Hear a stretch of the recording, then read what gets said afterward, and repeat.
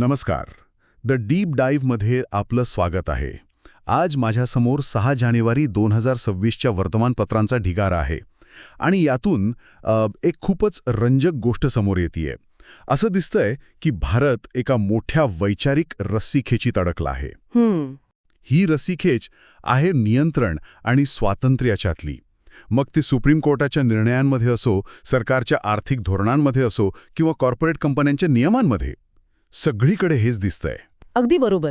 आजच्या बातम्या फक्त घटना नाहीत, खरं तर त्या एका मोठ्या बदलाचे संकेत आहेत.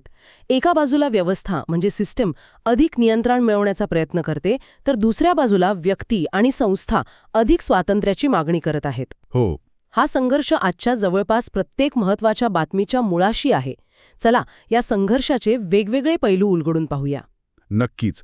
सुरुवात करूया त्या जागेपासून जिथे नियंत्रण आणि स्वातंत्र्याचा संघर्ष सर्वात स्पष्ट दिसतो, म्हणजे आपलं न्यायालय.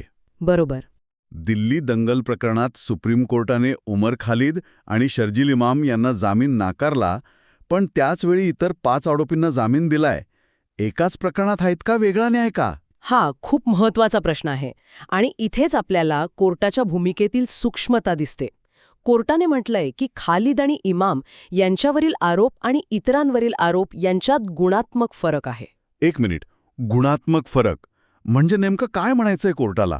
हो, गुणात्मक फरक म्हणजे काय तर कोर्टाच्या मते खालिद आणि इमाम हे केवळ गर्दीचा भाग नव्हते, तर ते या संपूर्ण कटाचा आर्किटेक्चरल डिझाईनचा भाग होते.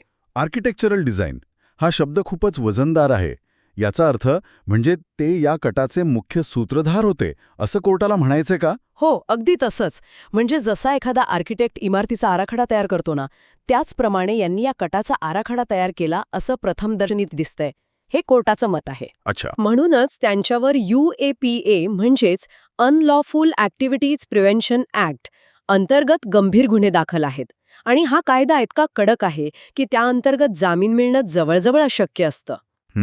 त्यामुळे कोर्टाने आरोपींमध्ये एक प्रकारे मुख्य सूत्रधार आणि सहभागी असा फरक केला आहे. अच्छा, म्हणजे कायद्यासमोर सगळे समान असले तरी गुन्ह्यातील भूमिकेनुसार नियंत्रणाची तीव्रता बदलते. बरोबर. पण नियंत्रणाचा हा वापर फक्त कायद्यापुरता मर्यादित नाहीये. पश्चिम बंगालच्या मुख्यमंत्री ममता बॅनर्जी यांनी तर थेट आरोप केलाय की मतदार याद्यांमधून नावं वगळण्यासाठी AI म्हणजे कृत्रिम बुद्धिमत्तेचा वापर होतोय. हो, आणि ही खूपच गंभीर वळण घेऊ शकतं. हे तर लोकशाहीच्या स्वातंत्र्यावरच गदा आणण्यासारखं आहे. नक्कीच. निवडणुकीची प्रक्रिया जितकी पारदर्शक तितकी लोकशाही मजबूत, नाही का? पण जर त्यात AI सारखं तंत्रज्ञान वापरून हेतुपुरस्सर नावं वगळली जात असतील तर हा थेट मतदानाच्या अधिकारावर हल्ला आहे. आता त्या सुप्रीम कोर्टात जाणार आहेत. हो, त्यामुळे तंत्रज्ञानाचा गैरवापर रोखण्यासाठी न्यायालय काय नियम बनवतं हे पाहणं महत्त्वाचं ठरेल. इथे तंत्रज्ञानाचं स्वातंत्र्य आणि त्याचा गैरवापर रोखण्यासाठीचं नियंत्रण यांच्यातली लढाई आहे. म्हणजे न्यायालयाच्या दारात नियंत्रणाचे 2 वेगवेगळे प्रकार उभे आहेत. एक सुरक्षेसाठी आणि दुसरा अधिकारांच्या संरक्षणासाठी. आता हाच नियंत्रणाचा विचार सरकार आर्थिक पातळीवर कसा करतं याकडे वळूया. कारण इथे एक खूप मोठा आणि मूलभूत बदल घडताना दिसतोय. GDP बद्दल बोलताय तुम्ही? हो. सरकार आता देशाच्या प्रगतीचा हिशोब करण्यासाठी GDP ऐवजी NDP वापरण्याचा विचार करतंय. हो, आणि हा फक्त एक तांत्रिक बदल नाहीये बरं का. हा विकासाकडे पाहण्याचा दृष्टिकोन बदलण्याचा प्रयत्न आहे. म्हणजे विचार करा, GDP म्हणजे काय? देशाचं एकूण उत्पादन. बरोबर. आपण एक नवीन पूल बांधला की GDP वाढतो, पण त्याच वेळी 100 जुने पूल मोडकळीस आले असतील तर त्याचा हिशोब GDP ठेवत नाही. बरोबर. म्हणजे GDP फक्त जमा बाजू दाखवतो, खर्च बाजू लपवतो. अगदी बरोबर. NDP म्हणजे नेट डोमेस्टिक प्रोडक्ट. यात देशाच्या मालमत्तेची होणारी झीज म्हणजे डिप्रिसिएशन एकूण उत्पादनातून वजा केली जाते. अच्छा.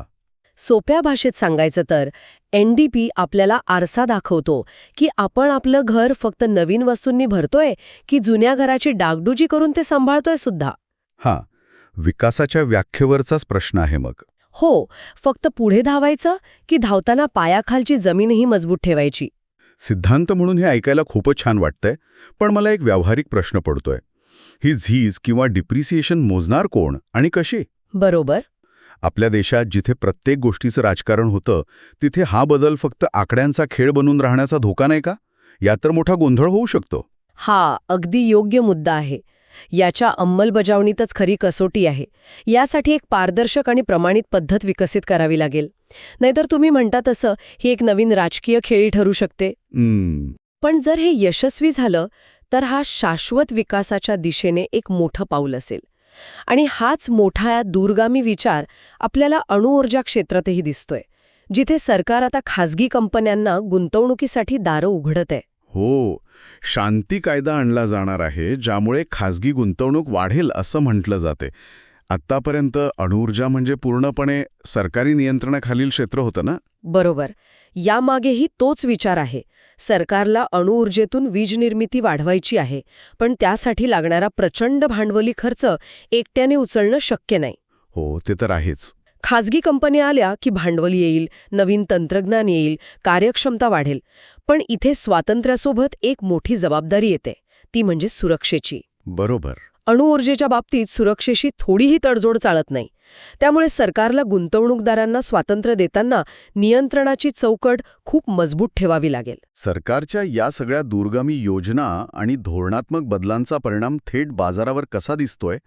कारण बाजार तर क्षणाक्षणाला बदलतो, तो एवढा लांबचा विचार करत नाही करत. कालच निफ्टीने 24,800चा नवीन विक्रम केला आणि लगेच गुंतवणूकदारांनी नफा वसुली केली. इथेच तर खरी गंमत आहे. बाजारात दोन जगं एकत्र नांदताना दिसत आहेत. म्हणजे असं की एका बाजूला सामान्य रिटेल गुंतवणूकदार आहेत, जे SIP द्वारे दर महिन्याला विक्रमी गुंतवणूक करत आहेत. त्यांचा भारतीय अर्थव्यवस्थेवर प्रचंड विश्वास आहे. तर दुसऱ्या बाजूला मोठे व्यावसायिक ट्रेडर्स आहेत, जे IT कंपन्यांच्या शेअर्सवर शॉर्ट पोझिशन्स घेत आहेत. शॉर्ट पोझिशन्स याचा अर्थ काय? सोप्या भाषेत सांगा ना. याचा अर्थ हे मोठे गुंतवणूकदार IT कंपन्यांच्या शेअर्सवर एक प्रकारे सट्टा लावत आहेत की त्यांची किंमत भविष्यात खाली येणार आहे. अच्छा. म्हणजे बघा, एका बाजूला सामान्य माणूस विश्वासाने पैसे ओततोय आणि दुसऱ्या बाजूला मोठे मासे बाजाराच्या उलट दिशेने पोहत आहेत. बापरे. हा विरोधाभास बाजारातल्या छुप्या भीतीचं आणि अनिश्चिततेचं लक्षण आहे.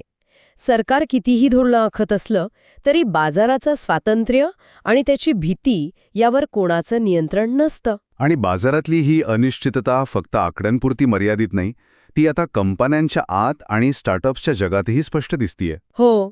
इथेही तोच नियंत्रण विरुद्ध स्वातंत्र्य हा संघर्ष सुरू आहे. याचंच एक उत्तम उदाहरण म्हणजे विप्रो. त्यांनी आता कर्मचाऱ्यांसाठी आठवड्यातून 4 दिवस ऑफिसमधनं काम करणं अनिवार्य केले. हो, आणि ही बातमी म्हणजे वर्क फ्रॉम होमच्या सुवर्ण काळाचा अंत जवळ आल्याची घोषणा आहे एक प्रकारे.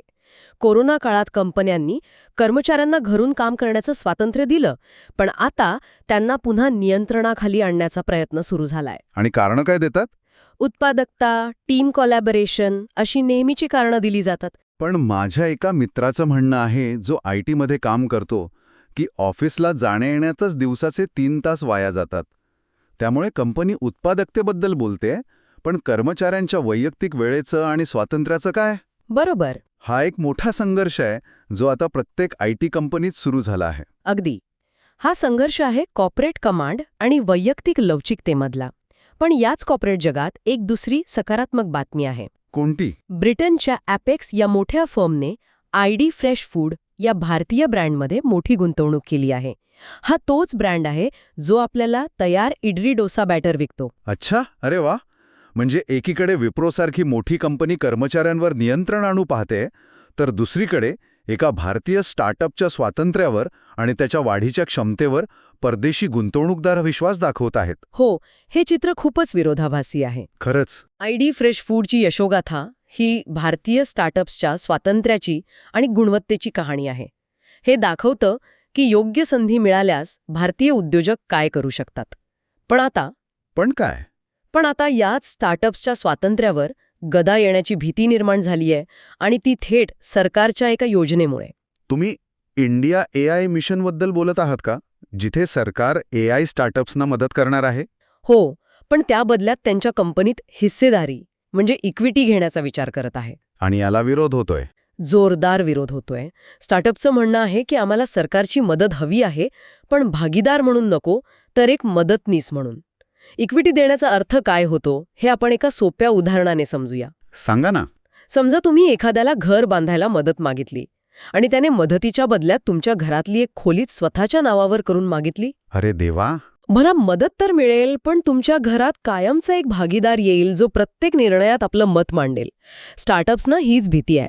सरकारी हिस्सेदारी आली की सरकारी हस्तक्षेप येईल, निर्णय घेण्याचं स्वातंत्र्य कमी होईल आणि स्टार्टअपचा मूळ वेगच संपून जाईल. म्हणजे स्टार्टअप्सना सरकारकडून अनुदान किंवा कर्ज हवंय, पण कंपनीची मालकी न गमावता. अगदी.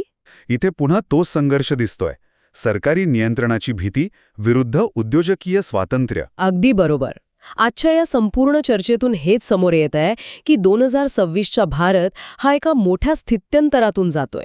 न्यायालयीन निर्णयांमध्ये कायद्याचं नियंत्रण आणि वैयक्तिक हक्क, आर्थिक धोरणांमध्ये सरकारी दिशा आणि बाजाराचं स्वातंत्र्य. आणि कॉर्पोरेट जगात कंपनीचे नियम आणि कर्मचाऱ्यांची स्वायत्ता. बरोबर आहे. सगळीकडे एक संतुलन शोधण्याचा प्रयत्न सुरू आहे. आणि या सगळ्या बदलांमध्ये एक सामान्य नागरिक म्हणून आपल्यासाठी भविष्यातील सर्वात महत्त्वाचा बदल कोणता ठरू शकतो? हा विचार करण्यासारखा प्रश्न आहे हा. तो आर्थिक असेल, तंत्रज्ञानाचा असेल की आपल्या मूलभूत हक्कांशी संबंधित असेल. मला वाटतं सर्वात मोठा प्रश्न हा आहे की आपण पाहिलं की सरकार, कंपन्या आणि न्यायालय हे सगळेच नियंत्रण आणि स्वातंत्र्य यांच्यात एक नाजूक संतुलन शोधत आहेत. हो.